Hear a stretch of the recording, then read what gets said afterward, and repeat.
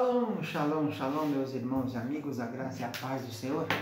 Falamos ao vivo de Lajinha, Minas, aqui do Centro de Cultura Bíblica Bereshit, com as nossas aulas de teologia. Nós estamos no nível básico. Eu sou o pastor professor Ilmar Stadler-Emerick Kaiser, alemão da Gema, sou pentaneto de alemães que chegaram em 1837.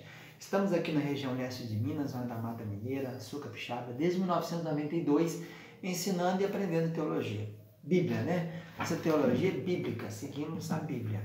Nosso curso básico, ele está, então, firmado em 6 livros de 6 matérias. Nós estamos no livro número 2, a matéria é Religiões Comparada 2. Estamos estudando, então, duas religiões, ou seitas, ou movimentos nessa matéria de Religiões Comparadas 2.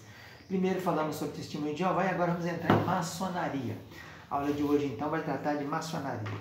A maçonaria, o que é, né? Maçom é um sistema moral velado por alegorias, ilustrado por símbolos, não é religião, embora alguns a considerem como tal, nem é seu substituto. Admite em seu meio pessoas de todas as religiões. Seus rituais refletem simbolicamente conceitos de idealismo, humanidade, caridade e fraternidade. No século XV apareceu o termo maçonaria para designar obra de talha. Vem do francês maçonnerie, né? Quer dizer livre. Porque os pedreiros daquele tempo eram associações livres. Então, livres para fazer o serviço. Possui objetivos filantrópicos e humanitários, né? É uma instituição filosófica e filantrópica que aspira ao desenvolvimento do espírito para levar o homem e a humanidade a um grau moral superior. Trabalha através de símbolos e rituais. É a fraternidade considerada secreta, que deseja a união de seus membros mais do que a união profissional, patriótica, nacional ou religiosa. A finalidade dela é o aperfeiçoamento do homem, né? Da ética do homem, da humanidade, que é combater o fanatismo, promover a união dos homens, desfazer os preconceitos, apesar de não aceitar mulheres, né? Então é um pouco preconceituosa também, e as distinções de raça, opinião e nacionalidade. Ela quer extirpar o ódio das raças e as guerras. Deseja uma justiça universal através de cada um, desenvolvendo suas faculdades livremente, a humanidade se torna uma grande família unida pelo trabalho, afeto e cultura. Ela trabalha pelo melhoramento cultural, moral e social dos homens, dirigido pelo seguinte lema: ciência, justiça e trabalho. E 3 são os princípios básicos dela, parecendo com os princípios da Revolução Francesa, né? Liberté, égalité, fraternité. Então, o princípio dela é liberdade, tolerância e fraternidade. Então, apesar dessas tão nobres ideias deles, né?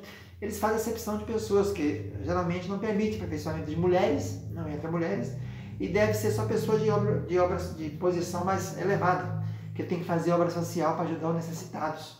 Então seria como tipo um clube de serviço, né? O Lions Club, é mais ou menos assim, não é muito bem uma religião. Mas o mais importante da maçonaria, mas que se destaca, são o poder secreto dela, né? Aí se cria muitas conjecturas. Tem 2 tipos de maçonaria, a regular e a irregular.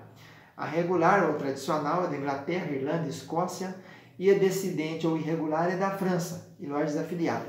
Qual a diferença? A regular é identificada com a tradicional, que apesar de não possuir vínculo religioso, não aceita ateus como membro.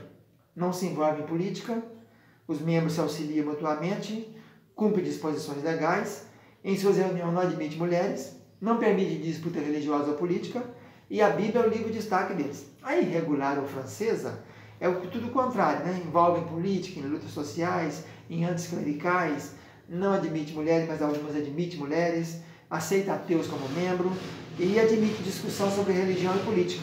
E o livro deles não é a Bíblia, é um livro de páginas brancas. Tem 4 grandes escolas na maçonaria: a escola autêntica, a antropológica, a mística e a oculta. Vamos aos aspectos históricos e tal. Como é que surgiram essas confrarias ou esses movimentos? Começou com as associações medievais de pedreiros que construíam as catedrais. Eles tinham vários segredos, né?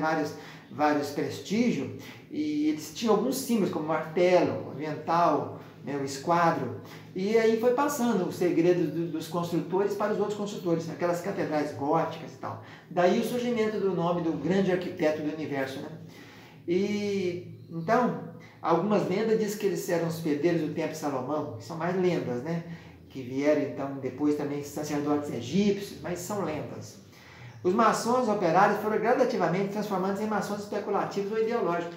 Primeiro era só pedreiros, depois foi saindo o vínculo, foi entrando diversas profissões, e a partir de 1641 começaram então a ter membros da alta nobreza, pensadores, filósofos, e aí por em diante. Em 24 de junho de 1717, na festa de São João Batista, que é o patrono dos pedreiros medievais, membros de 4 grandes lojas na Inglaterra, em Londres, uniram-se então e criaram uma grande loja. Todos os maçons livres de hoje podem ser ligados de uma forma ou outra à grande loja de Londres. O primeiro nobre que se tornou o grão-mestre foi o Duque de Montague, em 1721. Em 1723, publicaram então 29 artigos para orientar, para fazer uma constituição, né? Esses artigos foram elaborados por um pastor protestante, chamado James Anderson, e aí foi aí que apareceu a expressão, né? Essa famosa expressão, Deus como grande arquiteto do universo.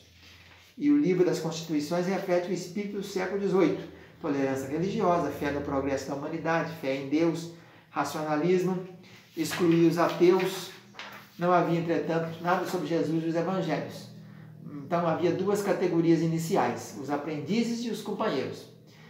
Depois, em 1783, mudaram essa Constituição e, em vez de construção de catedrais de pedra, passaram a investir então nas catedrais humanas, homens, né? E aí o circo, o compasso e os aventais eram puros símbolos de trabalho. Na América do Norte e na Europa, os novos ritos e muitas novas ordens foram sendo introduzidas no movimento, e depois, então, em nenhuma parte do mundo a maçonaria é tão forte como o Reino Unido e Inglaterra. Lá, então, se criou a grande loja, né, em 1813. O grão-mestre geralmente é o príncipe de Gales, é conservador e não admite segregação racial. Na França, então, surgiu a maçonaria irregular, é a mais politizada de todas as maçonarias. Começou em 1725, organizou em 1755, 1773 houve a Constituição do Grande Oriente na França, e depois foram avançando. Deixou de exigir a fé em Deus, rompendo com a inglesa, por isso que a de lá é a regular e essa aqui é irregular, e não aceitava também o ensino religioso nas escolas, aceitava divórcio.